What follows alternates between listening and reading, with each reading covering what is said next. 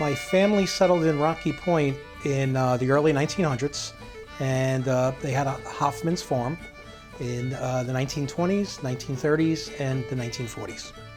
And my grandfather passed away in 1949, and that's when the family started selling off the farm equipment. Hoffman's farm was directly across the street from the Joseph Egger School on Route 25A.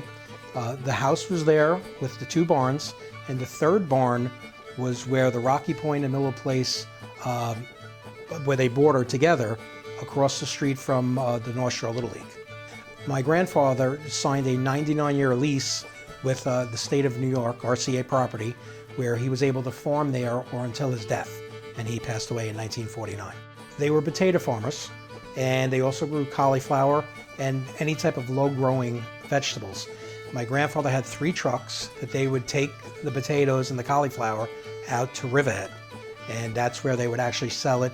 They also had a farm stand set up across the street from Joseph Egger, where they sold the produce to local people in Rocky Point. Along with my grandfather on the Hoffman's farms were my 2 uncles and my father, and we had cousins in the area and also some locals. My grandfather considered food to be wealth, and he was a pretty wealthy guy.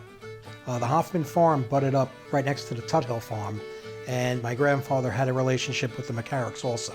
They were big-time farmers in the neighborhood.